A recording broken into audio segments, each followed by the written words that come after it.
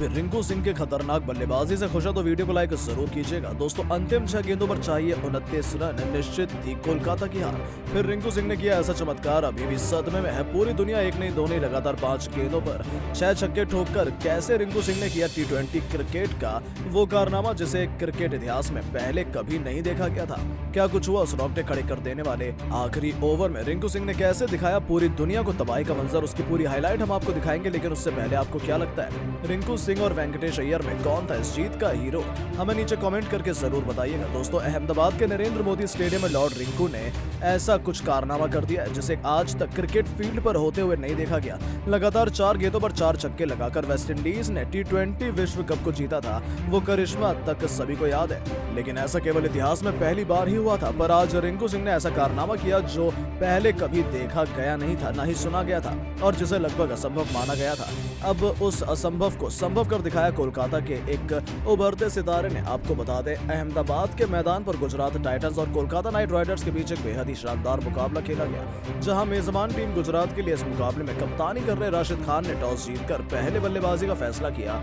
और इसके बाद शानदार अंदाज में टाइटंस ने बोर्ड पर बल्लेबाजी का फैसला किया और इसके बाद शानदार अंदाज में टाइटंस ने बोर्ड पर 200 से ऊपर का स्कोर बोर्ड पर खड़ा कर दिया। गुजरात के लिए साई सुदर्शन ने लगातार दूसरे मुकाबले में अर्धशतक लगाया और फिर आखिर में विजय शंकर ने निचले क्रम में आकर केवल 24 गेंदों में 63 रनों की धुआंधार पारी खेली, जिसके चलते कोलकाता नाइट राइडर्स के सामने बोर्ड पर 205 रनों का पहाड़ खड़ा हो गया था। 205 के जवाब में KKR की शुरुआत बेहद खराब रही थी और केवल 28 रनों के अंदर उनके दोनों सलामी बल्लेबाज पवेलियन लौट चुके थे। ऐसे में यहाँ से KKR के लिए लक्ष्य तक पहुंच पाना मुमकिन नजर नहीं आ रहा था। लेकिन तभी कोलकाता ने एक मास्टर स्ट्रोक खेलते हुए तीसरे नंबर पर इंपैक्ट प्लेयर के रूप में वेंकटेश अय्यर को भेजा और यहाँ से मुकाबले ने करवट ले ली। लंबे अरसे बाद वेंकटेश के पल्लों से रनों की बारिश देखने को मिली। 40 गेंदों में 8 चौके और 5 छक्कों की मदद से वेंकटेश ने 83 रन बनाए और उन्होंने नीतीश राणा के साथ मिलकर तीसरे विकेट के लिए 100 रनों की धुआंधार साझेदारी कर डाली, जिसके चलते अचानक से मुकाबला कोलकाता की पकड़ में नजर आने लगा। लेकिन जैसे ही अलजारी जोसेफ ने 14वें ओवर में नीतीश राणा और फिर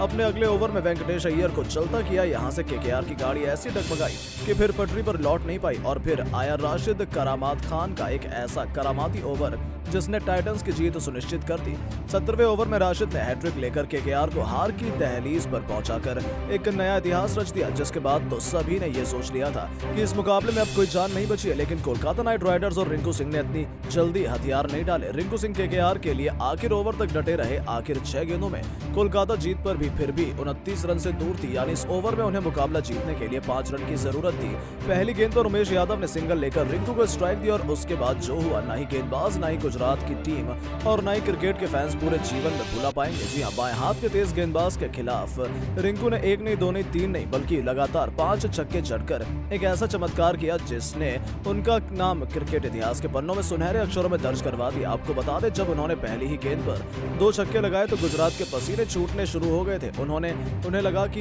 ये क्या हुआ है, लेकिन उसके बाद भी उन्हें भरोसा था कि ये तो मुमकिन नहीं है, कोई खिलाड़ी ऐसा कैसे कर सकता है। लेकिन रिंकू सिंह तो इतिहास पलटने के इरादे से ही मैदान में आए थे और अगली 3 गेंदों पर उन्होंने लगातार मैदान के हर कोने में छक्कों की बारिश करते हुए 3 छक्के ठोककर नामुमकिन को मुमकिन कर दिया। 21 गेंदों में 6 छक्के और 48 रनों की नाबाद पारी के साथ रिंकू ने KKR को एक चमत्कारी तरीके से 3 विकेट से जीत दिलाकर गुजरात को एक ऐसे करारे झटके दिए जिससे डिफेंडिंग चैंपियन की भी रूह कांप गई। इसके बाद तो पूरी दुनिया में केवल रिंकू रिंकू के ही नारे लग रहे हैं, हर तरफ केवल इसी खिलाड़ी की चर्चा हो रही है। दोस्तों सुनील नारायण की फिरकी के बाद विजय शंकर और सुदर्शन के हरफनमौला प्रदर्शन ने मुकाबले में जारी किया महासंग्राम। जी हाँ दोस्तों, गुजरात और कोलकाता के बीच हाई वोल्टेज महामुकाबला खेला गया। इस मुकाबले में सुनील नारायण की फिरकी के साथ विजय शंकर की विस्फोटक बल्लेबाजी ने मुकाबले को कई बार अपनी तरफ पलटा, तो वहीं नीतीश राणा और रसल ने विस्फोटक बल्लेबाजी करते हुए मुकाबले में 4 चांद लगाते हुए रोमांच की सारी हदें पार कर दी। तो आखिरकार कैसे दोनों टीमों के बीच इतिहास का सबसे बड़ा रोमांचक मुकाबला खेला गया, ये तो हम आपको बताएंगे ही। साथ इस रोमांचक मुकाबले की पूरी हाईलाइट का वीडियो भी हम आपको दिखाने वाले हैं, तो वीडियो को एंड तक जरूर देखिएगा। लेकिन उससे पहले आपको क्या लगता है विजय शंकर, हार्दिक पांड्या और आंद्रे रसेल में कौन बेहतरीन ऑलराउंडर है? हमें अपने जवाब कमेंट में जरूर बताइए। दोस्तों IPL 2023 का 13वां मुकाबला गुजरात और कोलकाता की 10 टीमों के बीच अहमदाबाद के मैदान पर खेला गया, जहां पर इस मुकाबले में कप्तान हार्दिक पांड्या की गैर मौजूदगी में राशिद खान को टीम की कप्तानी सौंपी गई।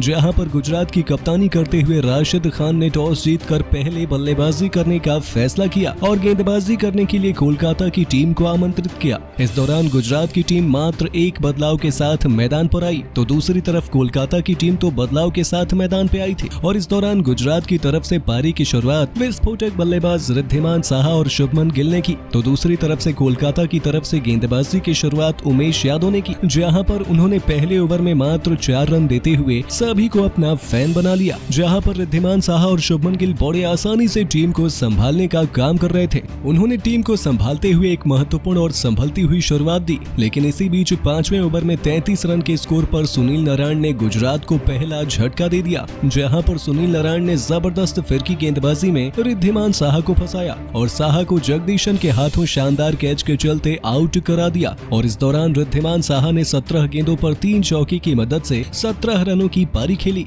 जिसके बाद बल्लेबाजी करने के लिए साई सुदर्शन मैदान पर आते हैं तो वहीं दूसरी तरफ से बल्लेबाजी कर रहे गिल ने टीम को संभाल रखा, लेकिन इस बीच पावर प्ले में 54 रन 1 विकेट के नुकसान पर गुजरात की टीम ने बना दिए थे। लेकिन इसी बीच दोनों ने अर्धशतकीय साझेदारी पूरी की, 10 ओवर में पूरी कर ली, लेकिन इस बीच 67 रनों की साझेदारी को सुनील नारायण ने तोड़ दिया था। इस दौरान सुनील नारायण ने जबरदस्त गेंदबाजी करते हुए 12 ओवर में 100 रनों के स्कोर पर गुजरात को दूसरा झटका शुभमन गिल के रूप में दे दिया, जहां पर शुभमन गिल 31 गेंदों पर 5 चौके की मदद से 39 रन बनाने के बाद बाउंड्री पर खड़े उमेश यादव के हाथों कैच आउट हो गए थे और इसके बाद बल्लेबाजी करने के लिए अभिनव मनोहर मैदान पर आते हैं, जहां पर उन्होंने बेहतरीन बल्लेबाजी करते हुए अगले ही ओवर में उमेश यादव को लगातार 3 गेंदों पर 3 चौके लगाए। लेकिन इसी बीच 14वें ओवर में अभिनव मनोहर को सुयश शर्मा ने क्लीन बोल्ड कर दिया था, जहां पर अभिनव मनोहर 8 गेंदों पर 3 चौके की मदद से 14 रन बनाने के बाद पवेलियन लौट गए, जिसके बाद बल्लेबाजी करने के लिए विजय शंकर मैदान पर आते हैं और इसी बीच सुदर्शन ने अच्छी बल्लेबाजी करते हुए लगातार दूसरे मुकाबले में अर्धशतक लगा दिया, जहां पर 17 ओवर में 34 गेंदों का सामना करते हुए सुदर्शन ने अपना अर्धशतक पूरा किया और इसी बीच 18वें ओवर में सुनील नारायण ने जबरदस्त गेंदबाजी करते हुए सुदर्शन को अपनी फिरकी में फंसाया और 38 गेंदों पर 3 चौके और 2 छक्के की मदद से 53 रन बनाने के बाद अनुकूल रॉय के हाथों अपना कैच दे दिया, जिसके बाद बल्लेबाजी करने के लिए डेविड मिलर मैदान पर आते हैं। हालांकि 153 रन के स्कोर पर 4 विकेट गिर जाने के बाद विजय शंकर ने अपना विकराल रूप धारण कर लिया था, जहां पर शंकर ने अंतिम 2 ओवर में विस्फोटक अंदाज में बल्लेबाजी करते हुए 45 रन बटोरे, जहां पर पारी के 19वें ओवर में लॉकी फर्ग्यूसन को निशाना बनाते हुए 25 रन और अंतिम ओवर में शार्दुल ठाकुर को निशाना बनाते हुए लगातार 3 छक्के की मदद से 20 रन जड़ दिए, जिसके दम पर बेहतरीन बल्लेबाजी करते हुए गुजरात की टीम ने 204 रन 4 विकेट के नुकसान पर बना दिए थे और इस दौरान डेविड मिलर 3 गेंदों पर 2 रन और विजय शंकर 24 गेंदों पर 4 चौके और 5 छक्के की मदद से 263 के स्ट्राइक रेट से 63 रन बनाकर नाबाद थे।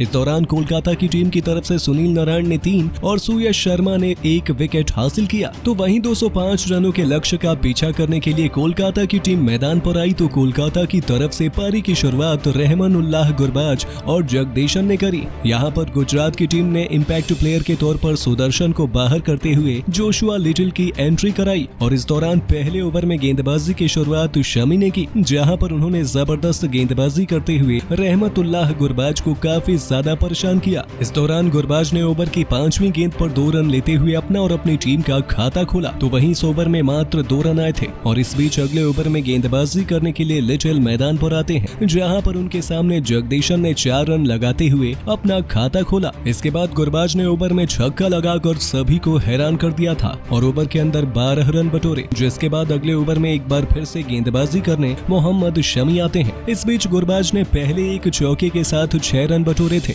लेकिन इस बीच मोहम्मद शमी ने वापसी करते हुए सभी को हैरान किया, जहां पर शमी ने गुरबाज को यश दयाल के हाथों कैच आउट करा दिया और इस बीच गुरबाज ने 12 गेंदों पर 1 चौके और 1 छक्के की मदद से 15 रन बनाने के बाद यश दयाल के हाथों अपना विकेट दे दिए, जिसके बाद बल्लेबाजी करने के लिए इम्पैक्ट प्लेयर सुयश शर्मा की जगह वेंकटेश्वर की एंट्री होती है और वेंकटेश ने दूसरी ही गेंद पर अपना खाता छक्का लगाकर खोला। लेकिन इस बीच ओवर में गेंदबाजी करने के लिए आए लिटिल ने बल्लेबाज जगदीशन को अपनी रफ्तार में फंसा दिया और ओवर में 2 रन देते हुए अभिनव मनोहर के हाथों कैच आउट करा दिया और इस दौरान जगदीशन 8 गेंदों पर 1 चौके की मदद से 6 रन बनाने के बाद अभिनव मनोहर के हाथों कैच आउट हो गए, जिसके बाद बल्लेबाजी करने के लिए नीतीश राणा मैदान पर आते हैं, तो वहीं नीतीश राणा और वेंकटेश ने मिलकर टीम को संभाला और पावर प्ले की समाप्ति तक 45 रन 2 विकेट के नुकसान पर बना चुके हैं।